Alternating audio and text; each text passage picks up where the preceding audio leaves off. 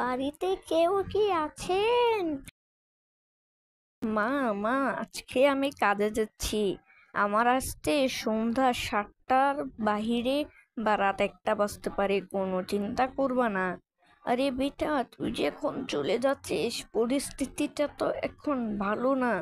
আরে মা, কিছু হবে না, আমি চলে আসবো কিছুক্ষণের মধ্যেই। আচ্ছা যা। মা, তুমি আমাকে নিয়ে কোনো টেনশন করবে না, আমি সন্ধ্যা 7টার আগেই পারলে ফিরে আসবো। এখন তাড়াতাড়ি যাই, না হলে কাজে আবার লেট হয়ে যাবে। তাড়াতাড়ি বাইকে করে যাই, বস তো আমাকে কোথাও একটা লোকেশন দিয়েছে। আমার তো আজকে অনেক দেরি হবে। এদিক দিয়ে যাব নাকি এদিক দিয়ে যাব, কোন দিক দিয়ে যাই? এদিক দিয়ে যাই। এদিক থেকে হয়তো আমাকে বস কোনো মেসেজ দিয়েছে, আমি ফোনের লোকেশন বুঝতেছি, এখান থেকে কোনো একটা মেসেজ আসতেছে। আমার তো আজকে অনেক দেরি হয়ে যাবে বাসায় যেতে। এখন কি হবে, সন্ধ্যা 7টার আগে যদি না যেতে পারি, আমাকে তো ওই পেতনিটা ধরে ফেলবে, ধরে তো মেরে ফেলবে। তার উপরে ভাই সাহেব, এখন যেই পরিস্থিতি ভাই, এই শীতকালের ভিতরে কি হবে? এখন আমাকে তাড়াতাড়ি ট্রেন স্টেশনে চলে যেতে হবে। আমাকে এখন ট্রেন স্টেশন দিয়ে চাঁদপুর যেতে হবে, কারণ আমাদের এই শহরের ভিতরে আমি ওই কাজটা কমপ্লিট করতে পারবো না। তাই এখন আমাকে যত সম্ভব ওইখানে চলে যেতে হবে। বসের লোকেশন তো ফলো করছি, এখনো পর্যন্ত রেল স্টেশন পাচ্ছি না। আর একটু জোরে বাইকটা চালাই, পৌঁছে যেতে পারি হয়তো। তবে আমি সফল হয়েছি, কিছুক্ষণ পরে আমি চলে আসছি, আর কিছুক্ষণ লাগে। প্রায় তো আমি এখানে চলে এসেছি, জায়গাটা তো খুবই অদ্ভুত। এখানে তো আমি কিছু বাড়ি দেখতে পাচ্ছি।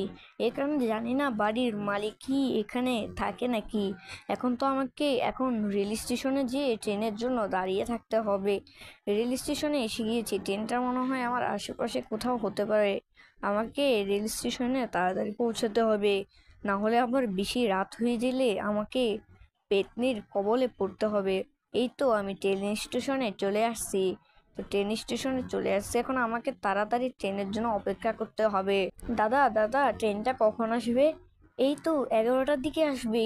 আচ্ছা দাদা, আপনি কোথায় যাবেন? আমিও চাঁদপুর যাব। তুমি কি চাঁদপুর যাবা? হ্যাঁ দাদা, আমিও চাঁদপুর যাব। তাহলে 11টার ট্রেনের জন্য অপেক্ষা করো। আরে ভাই, আমি তো ট্রেনের টিসিকে আমার ফোন দিয়ে মেসেজ করে দিলাম, ট্রেনটা তো এখনো চলে আসছে না। কি হবে এখন? দাদাকে আরেকবার জিজ্ঞেস করি, দাদা ট্রেন কখন আসবে? ওই তো চলে আসছে তো ট্রেনটা, আমিও ট্রেনে উঠবো।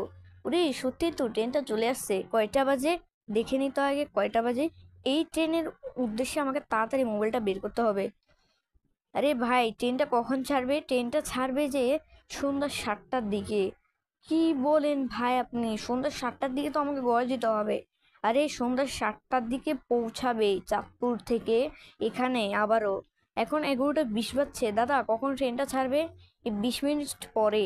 তাহলে আমি তাড়াতাড়ি ট্রেনে উঠে যাই। এই তো আমার ট্রেনটা ছেড়ে দিয়েছে, এখন আমাকে যত সম্ভব তাড়াতাড়ি ওইখানে পৌঁছাতে হবে, না হলে আবার বেশি রাত হয়ে গেলে পেতনি আমার কবলে পড়ে যাবে, যার কারণে পেতনি আমাকে ধরে মেরে ফেলতেও পারে। আমি এখন তাড়াতাড়ি রওনা দিলাম।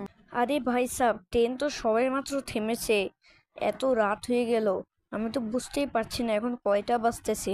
সন্ধ্যা 7টার পরে তো আবার পেতনি ধরতে পারে আমাকে। তাড়াতাড়ি দেখতে হবে।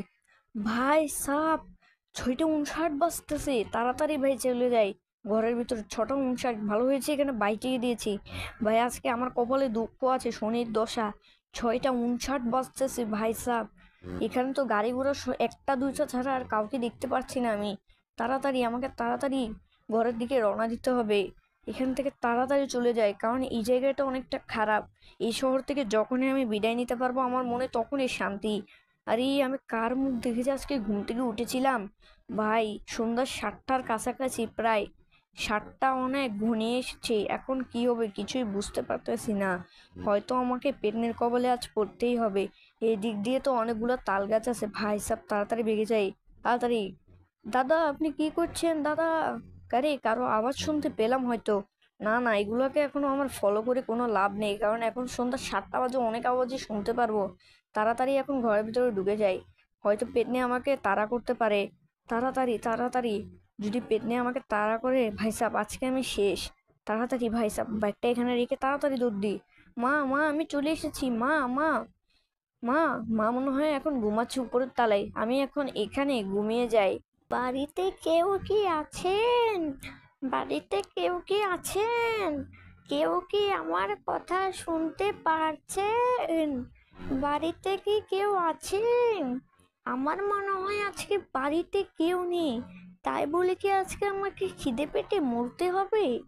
না, এখানে তো কোনো মানুষ দেখা যাচ্ছে না। আমার মনে হচ্ছে বাড়ির ভেতরে কেউ নাই। তবুও ডেকে দেখি, আজকে যদি কোনো খাবার না পাই, কালকে সকাল পর্যন্ত উপোস থাকতে হবে। আর রাতের বেলায় তো আমি সন্ধান করে থাকি। বাড়িতে কেউ কি আছেন? বাড়িতে কেউ কি আছেন? কে ভাই এত রাত্রে আমাকে কে ডাকছি বাড়িতে কেউ আছেন বলে? আয় হায়, মনে হয় আজকে পেতনি আমার কপালেই পড়বে। ভাই এখন কি করব? বাড়িতে কেউ কি আছেন? বাড়িতে কেউ কি আছেন? আরে ভাই সাব, পেতনি যদি এবার আমাকে ধরে ফেলে আমাকে তো মেরে ফেলবে। তুমি আমার কাছে আসো, কাছে আসো। ও আমাকে ডাকছে, আমাকে চলে যেতে হবে। ও আমাকে ডাকছে, আমাকে ডাকছে ভাই। আমাকে তাড়াতাড়ি যেতে হবে ওর কাছে, তাড়াতাড়ি ভাই আমাকে ডাকছে ও। তাড়াতাড়ি যাই, আমাকে ডাকছে, আমাকে এখনই যেতে হবে ওই দিকে। আমাকে ডাকছে এখান থেকে, আমি ওই রেল স্টেশন থেকেই আমাকে ডাকছে, ডাকতেছে। তাড়াতাড়ি বাইকটা আরো জোরে চালাই, তাড়াতাড়ি আমাকে ওই রেল স্টেশন থেকে ডাকতেছে। তাড়াতাড়ি যেতে হবে। আ আ আ আ বন্ধুরা, আপনারা কি মনে করছেন ফ্রাঙ্কলিন কি মারা গেল, নাকি ভূতের কবলে পড়ে সে আজকে মৃত্যুই হয়ে গেল? এর পর্ব আমরা দেখতে পারবো।